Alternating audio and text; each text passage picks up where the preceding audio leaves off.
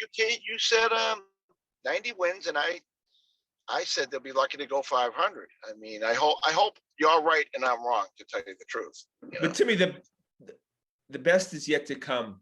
If once you have four very weak positions right now, and they're still doing it with guys like Renfro, Frenchie Cordero. I don't even know who plays second base, and Bobby Dahlbeck. You get rid of those four guys, and if you can replace them with just normal baseball players who can contribute, all of a sudden you have a stacked lineup, and the pitching's been fantastic. I tell you, this Chaim Bloom, I got to give him credit. He just like loads up with guys who can throw 98 miles an hour. Yeah, right. And just throws it against the wall, and he sees what sticks. I got to give him credit. Look, Dombrowski mortgaged the future, Timmy, to get us a title in 2018. The farm system was bare. And in Bloom, in a short period of time, looks like he's built it up to, at the very least, middle of the road as far as the major leagues go. Yeah, well, Dombrowski did exactly what Dombrowski does. That's what he does. He goes in and he sells. He makes a deal with the devil, and he gives you an out. I mean, that 18 team we used to say, hey, this is the best team we've ever seen on the field for the Red Sox. I mean, at least performance-wise. As you look at other previous teams, maybe had more Hall of Famers on it. But performance-wise, that team performed that there was going to be a price tag. Then you look at what Chaim Bloom, after that was coming up here and beating us with a payroll that was a fifth of what the Red Sox were paying. So you had to say, this guy knows what he's doing. I mean, if he's competing on a shoestring in the American League East, he's got to know something. Or and have look, a it's method. remarkable. 37 games into the season, and we have Erod, Evaldi, Pivetta, Richardson, Perez as the starting rotation, and they're one of the best rotations of baseball. Other than Erod, you could say that these guys are lucky to be fourth or fifth starters on a great team. What a surprise Richards has been. You agree? Yeah, Richards, he started off poorly, but all of a sudden the guy has stuff, Timmy. It's whether he can throw the ball over the plate. Him and Pivetta, very similar type of pitchers, and right now they're pitching well. Yeah, absolutely. And Erod, Cora seems to be the Erod whisperer. Absolutely. I don't know. He knows what buttons to push. We wish Brad Stevens was the Jason Tatum whisperer, but he's not. But he knows how to get the most out of Erod somehow, some way. No, there's no question. I'll give Scumbag Cora absolutely that. There's no question he's going to make Erod a very rich man coming up very soon. The statistics, Timmy, on Erod when he pitches and how the Red Sox are victorious is remarkable. It's like an 800 winning percentage. Crazy. So crazy. Devers, Xander, Verdugo, Vasquez, and JD, those guys have been carrying this team. How about, why is JD Martinez like on the chopping block every year, every 6 months? The guy's a big contract, Timmy. Yeah, but everyone that can hit like him gets a big contract, right? I mean, isn't that the way it goes? No, they don't pay much. The American League does not pay much for DHs anymore. The Red Sox have always paid for DHs. Big Poppy, now all of a sudden JD Martinez. That's what we do here. But Martinez has been the best hitter in baseball. So right now, it's looking good. Yeah, I mean, Martinez can hit. That guy's a student of the game.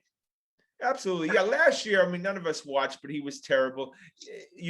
Obviously, he wasn't into it as the fans were not into it, and most of the players weren't into it.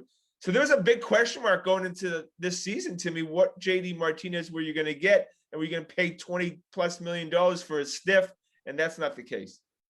No, well, it turns out that video is very important to him. He's just a different guy.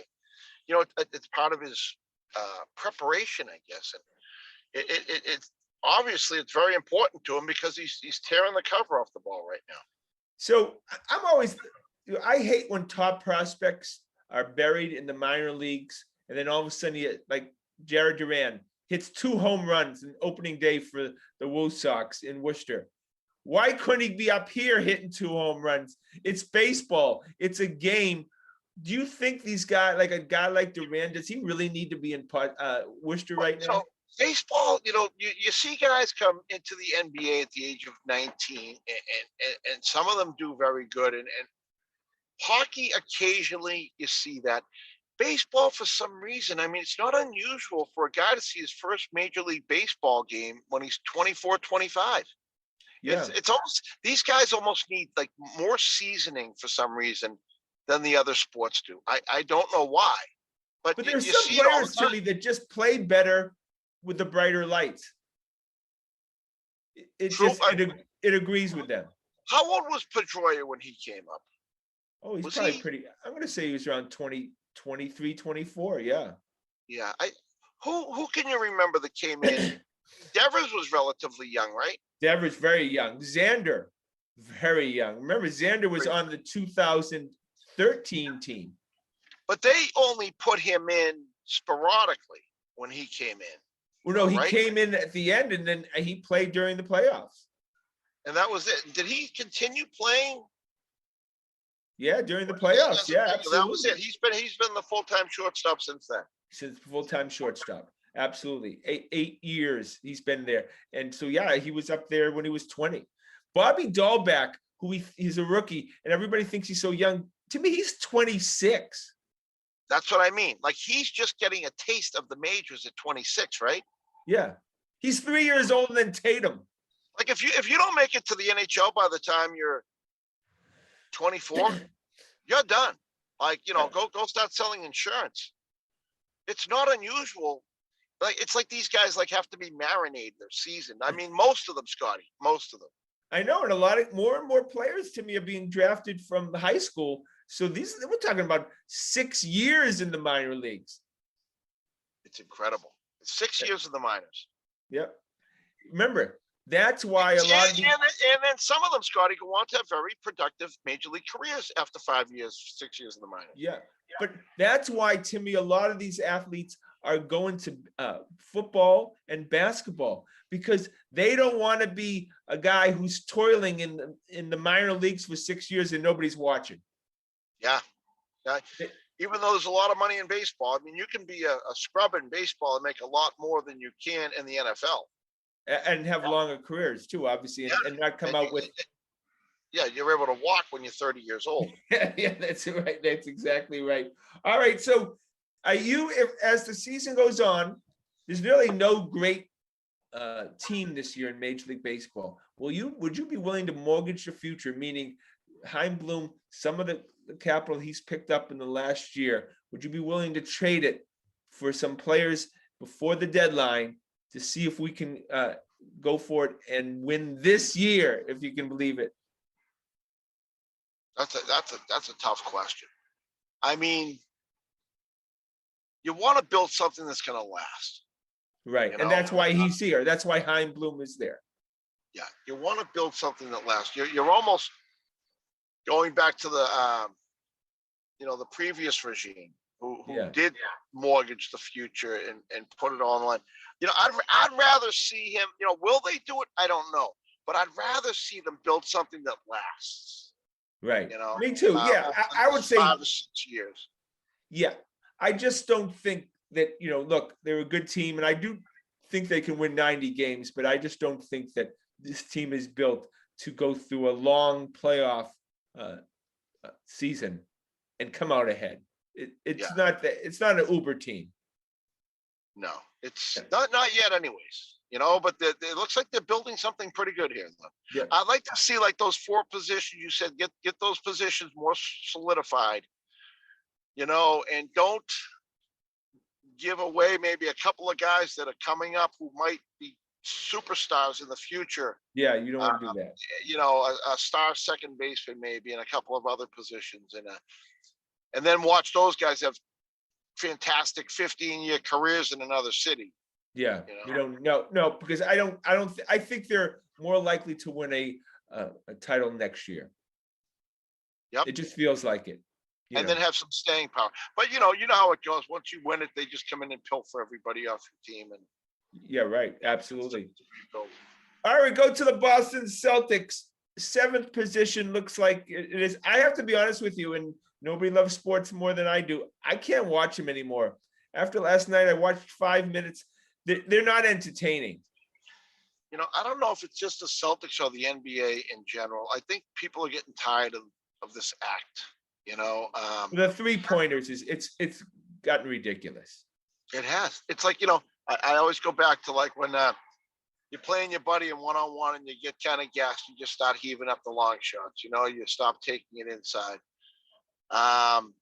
It's not fun to watch because we love the individual athleticism of the NBA and the remarkable abilities these guys have. It's all out of play now. Everyone just heaves up 3-pointers and it's running back.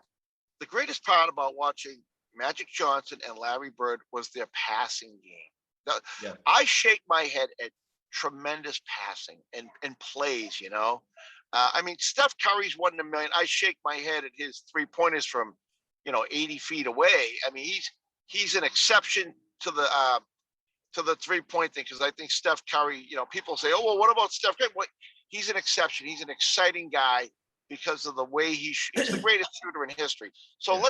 let's take Steph Curry out of the equation. Other than that, the 3-pointer is and you're living and dying with it. You go on a 0 for 10 3-point streak. All of a sudden, you're down 20 and the game's over. Guys have 5-foot shots. Sometimes guys could have layups. Instead, they'll kick it out for a 3. That's not basketball. That's the analytics. That must be the analytics. Just like, they're using the analytics in baseball. They must be saying, 3-pointers win basketball games if you're hitting them. Like the Celtics didn't seem to be able to hit one for their life the other night, and Miami was draining everything they were throwing up. Okay, Jaylen Brown's hurt, out for the season with the wrist. Really, once Jaylen Brown went down, and to be honest with you, he's the most likable guy on that team. I like Jaylen Brown. Right. I like Marcus Smart too. No, but Smart, which you would agree that Marcus Smart has not been the typical Marcus Smart. All right. No, he's not. Something's up with him, but he's a full-on intensity guy. And I mean, how long can you do that if you're not surrounded by like-minded people? Yeah. I think he's run out of trying to encourage people that don't want to be encouraged. And Kemba Walker, maximum salary, Hey, Scotty, minimum. we were psyched to get him. I mean, he was the anti-Kyrie, right? But he's damaged goods, and he is what he is. Never feel his presence on the court. Never feel like he's anything special. I know. And then that one, he got hit in the shoulder. Yeah, I wasn't sure. When Kemba got hit in the shoulder, and all of a sudden he just drops the ball and walks out of bounds. I mean, that was like a Patrick Pass. Remember when Patrick Pass got hit and he just dropped the ball? And that was the last time we saw Patrick Pass ever again. I mean, they say he's a great guy, and he probably is, but this team is lacking a soul, Scotty, and I don't know where that comes from. I don't know if that's coming from, is Jason, it all comes back to Jason Tatum for me. Is he sending out some vibe that the rest of the team feels? I mean, it's almost like he had his 60-point game and said, look how great I am. And now I'm going to live out for that for the rest of the season. But Brad Stevens, he has no identity like the team. I mean, there's just really nothing. He's like a cardboard box. I mean, it almost feels like he's just phoning it in too. I know. And I was a big Brad Stevens fan, but can you see this group continuing as constituted right now? That's a great and accomplishing anything? Yeah, what do you do next year, Timmy? You have to shake this team up. I mean, there is a malaise on this team. They just re-signed Brad Stevens in the offseason to like a 5-6 year deal, probably at the very least $6 million a year. So they probably owe him $35 to $40 million, which means he's going nowhere. He appeared to have overachieved everywhere. He's at Butler, he overachieved, And then he comes to the Celtics and we make the Eastern Conference with never a threat of us actually winning a championship. There's always those super teams that are waiting around the corner for us, and there's several of them this year.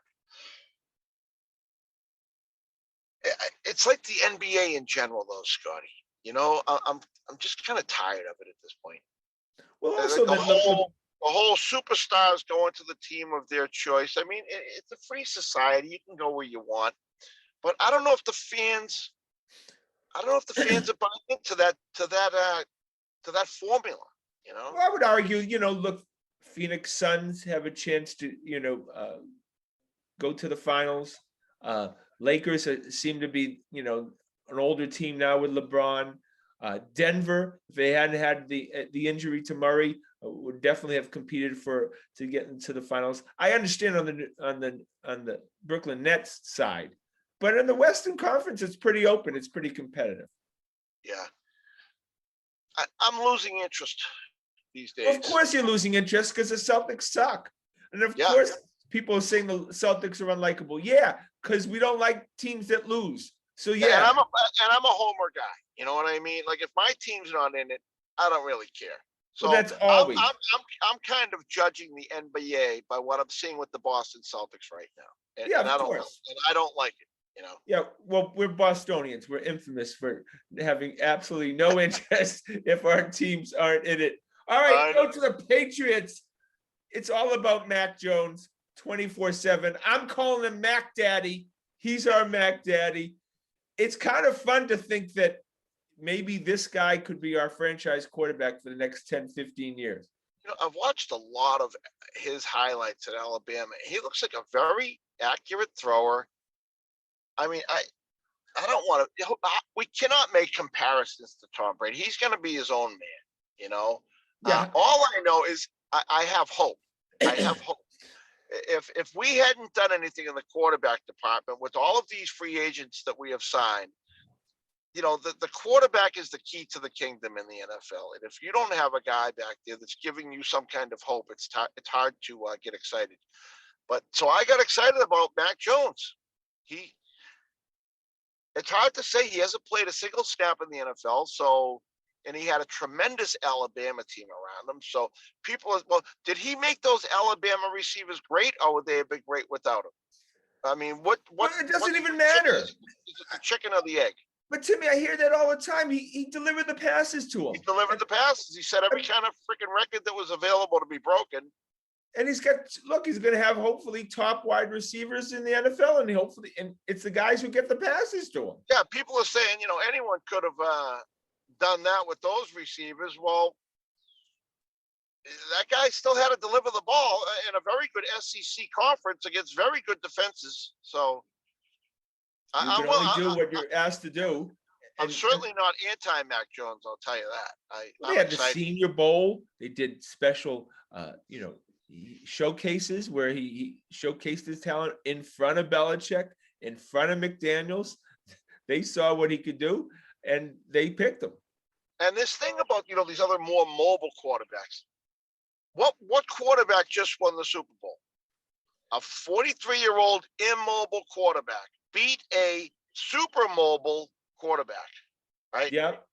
So, Aaron Rodgers, MVP. I know Aaron Rodgers he was a very mobile quarterback, but as the years have gone on, he's not as mobile, and he won the MVP. He's 37 years old. So it still comes down to going back in the pocket and making your reads and delivering the ball accurately.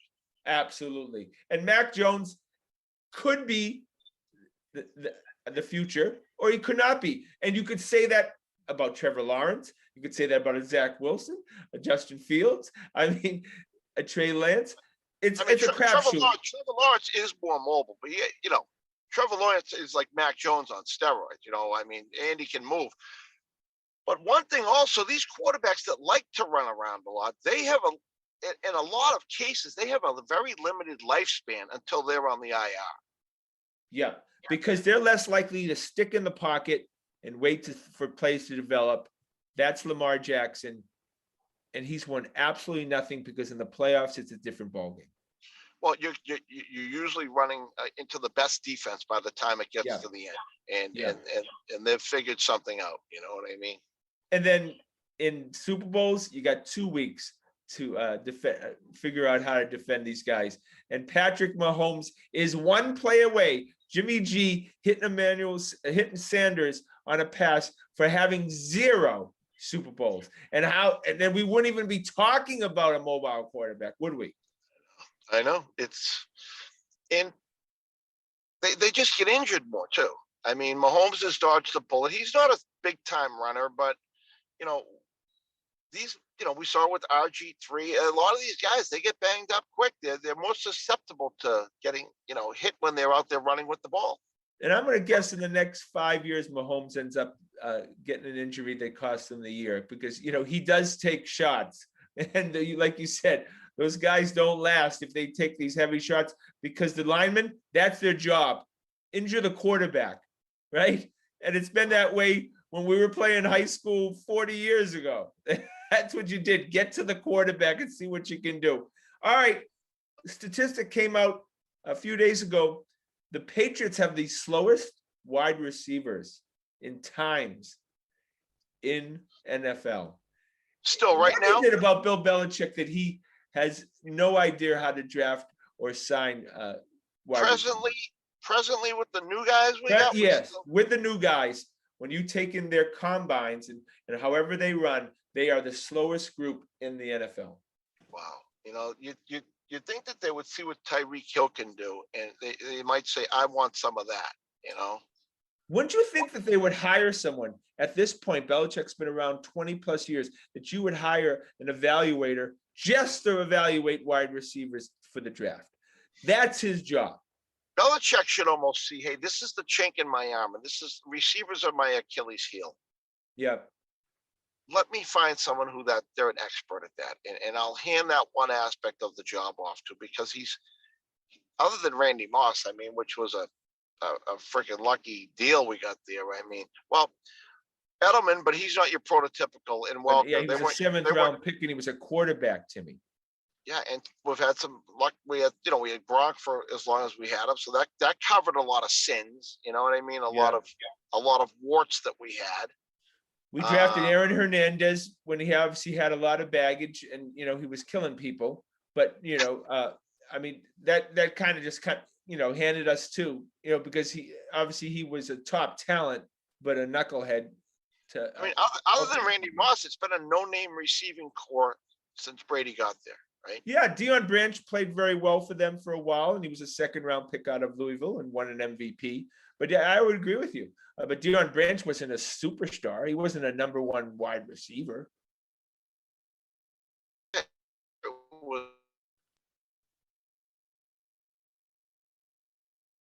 You there? Oh, yeah, you had frozen up. We had a little glitch there, yeah. Yeah. All right, so we go to the Boston Bruins, and needless to say, Washington Capitals, you knew we were going to have to play them at some point to get to the promised land. It comes earlier than later. I like the matchup. I think we've had some good games. But obviously we had a game where we got wiped out. But how do you see that matchup? Oh, I always worry about bigger, stronger teams. Tampa's bigger and stronger, and Washington's bigger and stronger. We always say, the NHL was going towards speed and skill. And we learned that wasn't always the case when we lost to the Blues. The Blues did to the Bruins what the Bruins did to Vancouver the year that we won Stanley Cup. We just bullied them out of the building, and the Bruins kind of got bullied out of the building. However, I was at Game 7 when we lost to the Blues, and we outplayed them in that game. We had a couple of hiccups. We outplayed them in the first period. Yeah, I thought we outplayed them in the game's good. Yeah.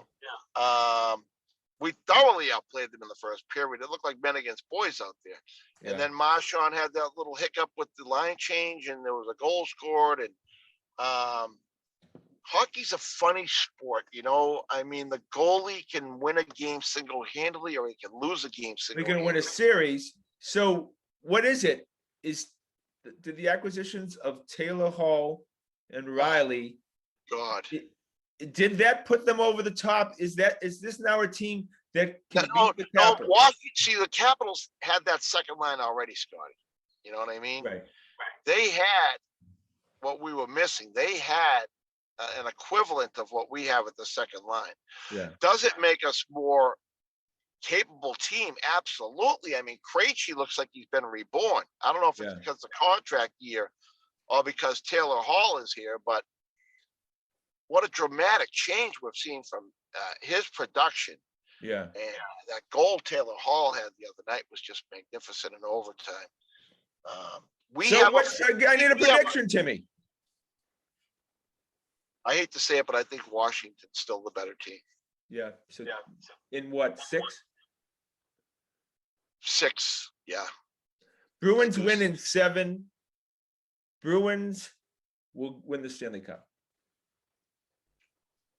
I love it. I hope it happens. I'll be a happy guy. I think that, when you have a certain team, and they were playing well at times, especially early in the season, but when you add a guy like Hall, when you add a guy like Riley in the back end, and it seems like they're playing their best hockey right now. If this was a race horse, if this was going to Kentucky Derby, they'd be a horse that I'd want to bet on. And I think that the expectations are lower this year. And I think this is it for guys like Bergeron. I think the Caps, if we get past the Caps, I like the Bruins' chances. Yeah. The Caps just worry me. Their size and their skill, they worry me. But there's no great team in hockey. I just said that about baseball. Wouldn't you agree there's no great team in hockey this year? The Caps might be considered a great team in my book. I think they're very good. All right. I mean, look, it's going to be fun. Are you going? Oh yeah, I have tickets for all the games. It's funny. I just got a notification from the Celtics play-in games available for tickets. I was like, delete. Yeah. You going to buy them? I'm going. No, I'm not going to buy them. I'm going to the second playoff game if they get into the playoffs. I don't want to be there for that miserable performance when, I leave disgusted and disappointed. Yeah, my God. Last time you went was the Sixers when we were in, right? Oh, I had enough of that. All right, well, that's our show for tonight. I want to thank everyone behind the scenes. Of course, Corbin, want to thank Timmy. Please check us out on our website at thegrandstanders.com and tune in again next Wednesday night at 6:30 for another edition of Grandstanders Live. I'm your host, Scott Kerman. Have a great and happy night.